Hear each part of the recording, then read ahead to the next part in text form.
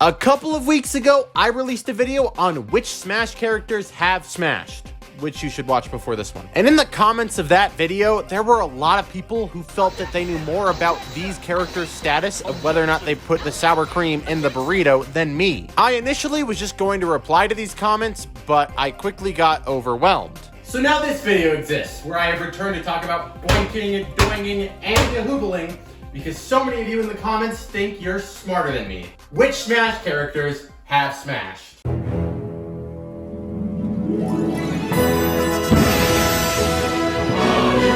We'll start with some things a lot of people were commenting that were just wrong and easily disproved. Donkey Kong. A lot of people kept saying that Donkey Kong Jr. was proof that Donkey Kong had done the deed of darkness. I probably should have brought this up within the video to anticipate these comments, but for those of you who don't know, this Donkey Kong is actually Cranky Kong, as evidenced by his conversations within the Donkey Kong Country games, where he frequently mentioned how he was in games back in the day, and the only Donkey Kong game that he could be talking about are the arcade Donkey Kong games, meaning that Donkey Kong Jr. is Cranky's son, and Donkey Kong Jr.'s kid is our Donkey Kong the Third, and he will receive no change. There were also a couple people who said Diddy and Dixie are siblings and or cousins, and I genuinely don't know where they got this information, because every source I could find either describes them as boyfriend, girlfriend, or inseparable friends.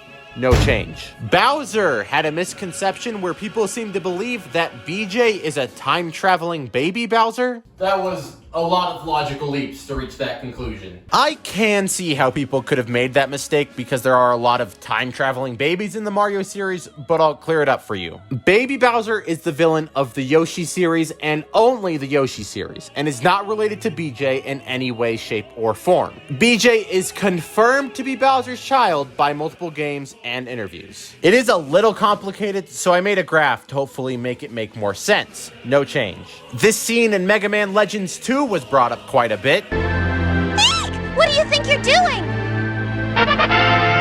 And even disregarding the fact that this scene likely doesn't even imply matrimonial polka, this isn't the Smash Mega Man. The one we have is the original Mega Man. This is Mega Man Legends, who is a separate character, but if it really matters to you that much, this guy does not have erectile dysfunction. But Mega Man, no change. This scene between Cloud and Tifa was brought up frequently as well, but the whole point of the Cloud section is claiming that the Mako very realistically destroyed his ability to use his Midgar fish, which if that is the case, then this scene was just Cloud and Tifa hanging out, so no change. For Daisy, many people were saying that this isn't Daisy, but the Google AI overview clearly says Daisy right there, so I don't see why people think I'm wrong here. No change. Last three easy ones are Samus, Falco, and Terry, who all have love interests I didn't mention, being Blue Mary for Terry, Kat Monroe for Falco, and Ian Malkovich, or these women in this comic, or Adam Malkovich for Samus. Wait, people said Adam?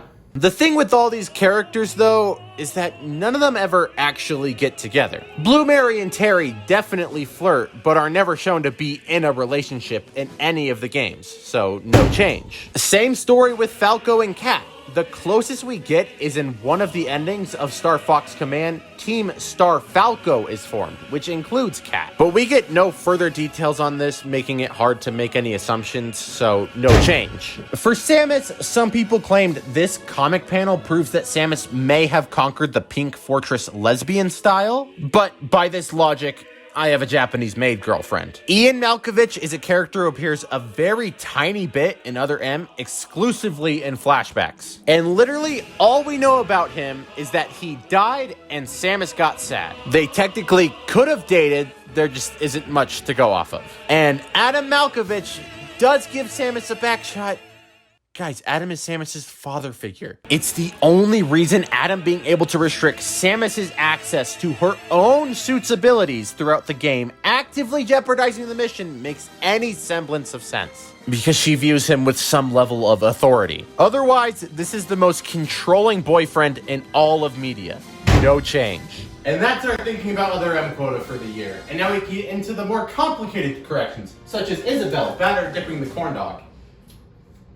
Why were you guys talking about Isabelle and Doomslayer's relationship so much in the comments? I don't want to think about it. I deliberately glossed over because I think it's a little weird that this big old guy with a big old whoa is doing a wow with a little dog. As I said in the last video, Isabel and Doom Guy are confirmed, or at least very likely to be married, thanks to the Doom Twitter account, which placed Isabel in the probably doingers tier because 99% of married relationships do tend to include a bit of ripping and tearing the sheets. However, people in the comments repeatedly told me that Doom Guy is actually a virgin and doesn't even know what baking the potato is. After researching this, it did seem to be a widely held belief amongst Doom fans that the creators of Doom had confirmed this during an interview. My first thought was, damn, I'll give him a crash course. And my second thought was to look for the original interview so I could confirm when it was said and the exact wording, but I just couldn't find it. In fact, I eventually found a photo of Doom Guy hugging a woman and a child, clearly implied to be his dead wife and kid before Isabel,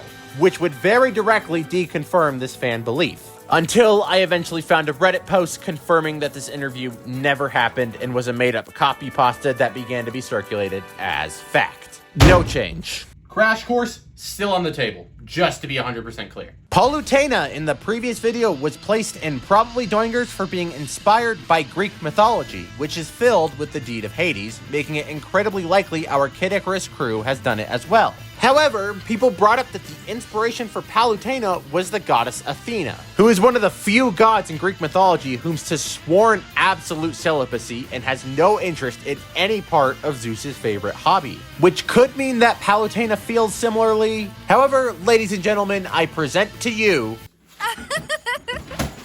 she clearly wants Ganondorf's Deku Tree, and between this and dialogue in Kid Icarus Uprising that reference crushing buns, it seems incredibly unlikely that this aspect of Athena was carried over to Palutena. She clearly never seems disgusted by it, and doesn't seem at all taken aback by Pit admitting that he was thinking naughty thoughts. So, no change. Duck Hunt Dog. Duck Hunt Dog's placement was erectile dysfunction due to the fact that he is an owned male dog, and most owned male dogs have no balls. However, people in the comments have said that this isn't as likely to be the case because Duck Hunt Dog is a hunting dog. And not only do the comments claim that hunting dogs shouldn't have their nuts removed, but hunting dogs are supposedly actively bred and sold to create more hunting dogs, which would make Duck Hunt Dog a probably doinger. However, the rule that you never neuter hunting dogs doesn't seem to be as hard as the comments claimed it to be. I found a lot of sources online claiming that it's actually better to eject the berries off of a hunting dog. I did still find some people saying you shouldn't neuter a hunting dog, but those were all just people who were giving personal anecdotes. So I'd argue it's more likely that he has lost his family jewels, but it's still clear that hunting dogs are less likely to get neutered than most dogs. So a firm erectile dysfunction wouldn't necessarily be accurate. But hey, he's not wearing clothes, so no balls. No change. Dark Samus was one that I initially didn't think too hard about. I just quickly came to the conclusion that she didn't know about it since she is mostly a being made out of pure Phazon. But she clearly still has organs, making her theoretically capable of reproduction. However, she wouldn't have had a chance to learn about tossing a hot dog down a hallway, putting her in doesn't know about Yahoobaling tier. However, I didn't consider all of the ramifications of what Dark Samus is. Does it have a vagina? Just to get everyone up to speed, after Samus defeated Metroid Prime, in its final attempt to take out Samus, it absorbed all of the Phazon from Samus's suit, which ended up turning Metroid Prime's corpse into a mess of Metroid Prime DNA, Samus's DNA, and Phazon, which came together to form Dark Samus. This being a slightly convoluted process led to people in the comments saying since Dark Samus is Metroid Prime, Dark Samus is a certified boinker, since Metroid Prime gave birth to numerous Metroids. Or you could also say it should be erectile dysfunction tier because Metroid Prime appears to produce Metroids asexually. However, saying Dark Samus is Metroid Prime wouldn't be accurate because she's made up of both Metroid Prime and Samus. So we have to determine whether an entity formed of two different entities counts as a new entity or is just the two entities put together. And then I realized that two sets of DNA combining to form a new entity is just how babies are made. So Dark Samus is canonically the child of Metroid Prime and Samus that somehow came to form without any penetrated impact craters. Meaning Samus is still no change and Dark Samus is no change. Still not sure if it has a vagina though. King K. Rool was initially placed in not Jerusalem's since he has such a short snout. And crocodile mating is initiated by rubbing snouts with one another, so it's unlikely anyone would be willing to have a hot beef injection with K. Rool. However, at the end of Donkey Kong Country 3, this is said.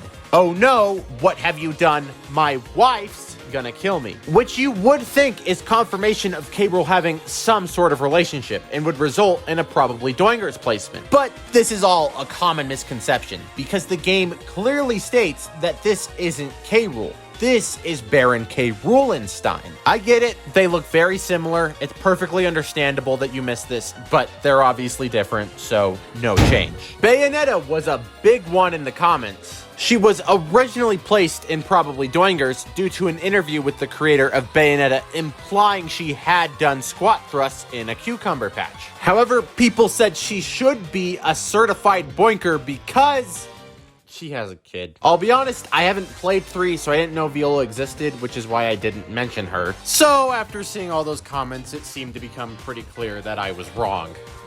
I don't really have a good excuse for missing this, so I'll just go ahead and tell you that you're all stupid! Literally the first thing I read about her is that she's Bayonetta's child from another dimension. She is not the child of the Bayonetta that we play as in the video games, and as an extension, Smash Bros. And while it's likely Bayonetta will have Viola as a kid herself one day, that is not canon evidence, so it's an easy no change. Peach was initially placed in probably Doingers due to her reaction to BJ accusing her of being his mother, not including much denial. She doesn't seem to think that it is impossible to have given birth to BJ, which I assumed meant that something happened between Bowser and Peach to make Peach think it's plausible that this is her kid. However, people pointed out that this could also suggest that Peach doesn't know about Yahubaling, because it is arguably more likely that she doesn't understand how the lower Odyssey works than that she was somehow able to hide an entire pregnancy from everyone in the Mushroom Kingdom. However, saying Princess Peach doesn't know about harpooning the salty longshoreman can't be accurate because there are somehow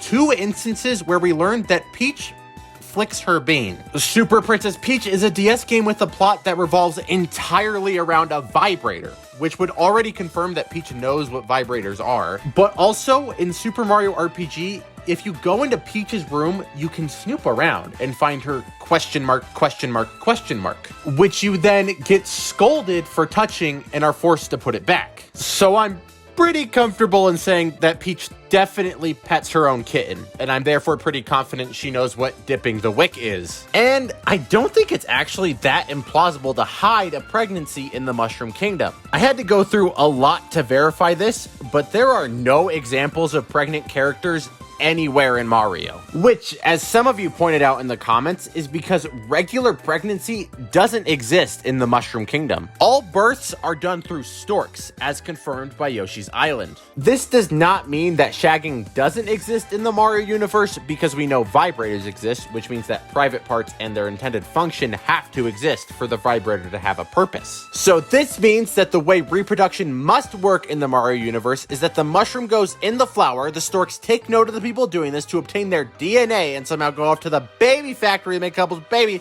and then deliver the baby 9 months later. It's the only way it works. It is the only explanation that makes sense. I have looked at all angles, and with that in mind, the thing that makes the most sense for the story of Mario is that Peach and Bowser put the banana in the fruit salad to get Peach to have this reaction. So no change!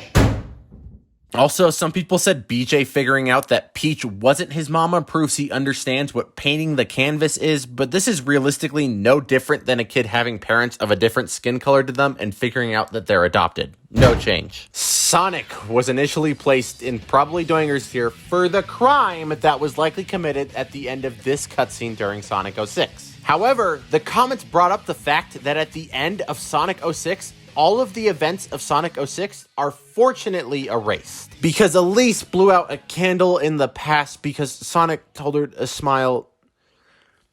You guys couldn't just let this go? You wanted me to talk about Sonic 06 again? Why did you guys comment about this one so much? I don't want to watch any more cutscenes from this game.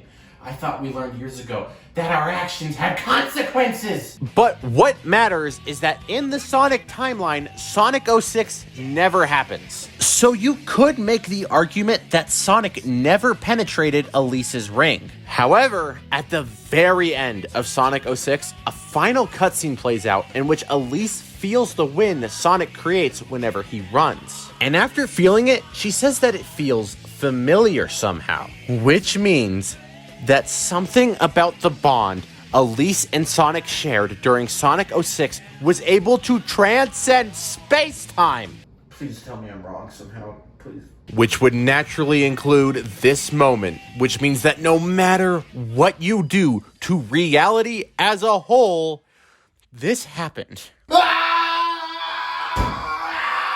Inklings were originally placed in not Jahoozlers because when squids reproduce, they die, and these guys are alive. However, people brought up that Captain Cuttlefish is said to be Callie and Marie's grandfather, which imply that Inklings do not die after a clam blitz. But Cuttlefish being their grandfather doesn't make much sense to me. First off, Cuttlefish is 130 years old as a Splatoon 2 Octo expansion, an insane age on its own, but his claimed grandchildren are clearly intended to be young, with lines where they directly say they are a part of today's youth.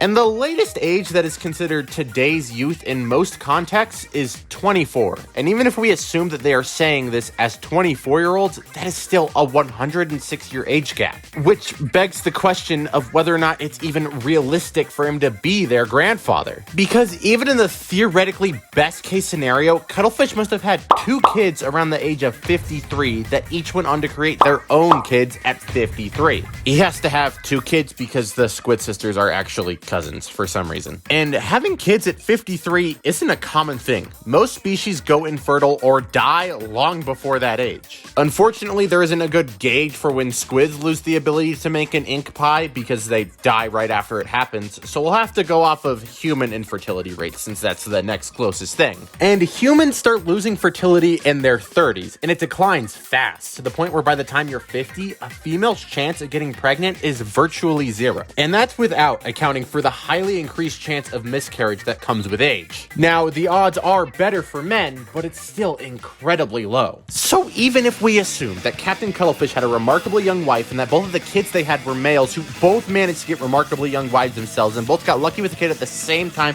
so that the Squid sisters could be similar in age, and after all of that, these characters just disappeared, never be mentioned or show up at all during the numerous world-ending events that never children have ever been a part of. Not to mention all the other areas of the game where adults just show up, like Grisco, which is an entire corporation run off of child labor. And it's honestly stupider to assume that adults do exist than saying that adults don't exist. I'm right! I'm right! Now, what's more likely? All of that, or the idea that this is just some adoptive grandparent-grandchild relationship? No change. Snake's original placement was erectile dysfunction because he's canonically incapable of reproduction. I skipped over a lot of the details of it to both avoid spoilers and hide the fact that I've never played a Metal Gear game before and just read the first thing that came up when I looked for Snake getting solid and immediately interpreted that in my own way without looking any further into it. And I did a pretty bad job at hiding that because everyone immediately said I was wrong. First, people brought up that there's an assault with a friendly weapon scene with Snake in Metal Gear Solid 3. Now, if I just looked at the video section on the Google page, I would have found this pretty quick. But you'll have to forgive me for not browsing the video section very much while researching this video. So I thought I messed up, but when I looked into it, while I don't fully understand this, apparently this is a different Snake from the Snake in Smash. Which would mean no change, but there's another thing about my understanding of Snake that was inaccurate, which is that all that's ever said about him is that he's sterile, which is different from erectile dysfunction. Sterile would theoretically just mean he doesn't squirt, but his gear would still be capable of getting solid. However, this is still a dysfunction of an erected Snake, and erectile is a synonym of raised, which is a synonym of erected, which means Snake having erected dysfunction is the same as saying Snake has erectile dysfunction, which means even though I'm wrong, I'm technically right. No change. Before we get into the final and biggest thing in the comments, I want to go through one more quick lightning round of smaller things that were too small and easy to debunk for a full section. Squirtle is a baby Pokemon. No, he is not. Google a list of baby Pokemon. Rosalina is Peach and Luigi's child. No, this is a game theory. MatPat made it up because there hadn't been any FNAF content for a while. Sora has a girlfriend, but he still doesn't know what it is. Diddy committed many Bow Chicka Wow Wow based crimes. Correct, but you're getting confused. Actually, ice climbers are confirmed to be insert a random answer here. No, they're not. There is no canon in Ice Climber. Nobody knows their relationship. Kirby is an amoeba, so he has erectile dysfunction. No, this is a game theory. Matt Pat made it up because there hadn't been any FNAF content for a while. And finally, some people said since Pit and Dark Pit are children that they're spared from Greek mythology. I got really bad news for you. All right, this was the big one. The one everyone in the comments said I got wrong. Young Link and Toon Link both have canonical descendants. Young Link's descendant is Twilight Princess Link, as confirmed by the hero Shade in Twilight Princess, which, if you didn't know, is Young Link himself. So he must have boinked. And Toon Link's confirmed descendant is the Link in Spirit Tracks, so he must also be a boinker. I know it seems insane that I missed this, but that's because I have been 2 steps ahead this entire time. You see, in one of the Super Smash Bros. Ultimate Directs, Sakurai brought up how many worlds were represented in Smash. And in order to reach the number he stated, you can only count Zelda 1 time. Which makes sense, Zelda is only 1 world, right? Wrong. The Legend of Zelda is 3 worlds: the adult timeline, the child timeline, and the fallen hero timeline. So Smash can only take place in one of these timelines for this number to remain accurate, right? However, it already seems impossible, doesn't it? Since Toon Link is from the adult timeline, Young Link is from the child timeline, and the incarnation of Zelda in this game is from A Link to the Past, which is in the fallen hero timeline. Luckily, the rest of our characters either firmly exist before the timeline split, or are from Breath of the Wild, which exists at the end of all timelines. Maybe. However, of course, it's very easy for Young Link to fit into any timeline, because he's also a part of Ocarina of Time, but that still leaves Toon Link and Zelda on separate timelines. However, Toon Link isn't named Wind Waker Link, is he? This is Toon Link. And when you look at the top of that timeline, that's right, Toon Link can easily just be any other Toon Link in the timeline. More likely the Four Swords Link, since his cap isn't talking, and it even explains the complete lack of Wind Waker references in his moveset. All of this means that Super Smash Bros. Has to take place in the Fallen Hero timeline, which means that not only does this mean Toon Link remains a not Jerusalem, but also that Young Link never has a chance to have his ocarina played, because he dies before that can happen. Which leaves us with our final group of no change. And there you have it, our final list of Smashing Smashers. Now you may be saying, that looks completely identical to the last list. That's because I'm always right, motherfuckers! I am right 100% of the time on this channel. Do not make me come down to those comments and correct me. You will always respect me and do exactly what I say, okay? And as punishment, you have to subscribe to the channel! Or just subscribe because you want to see the next video.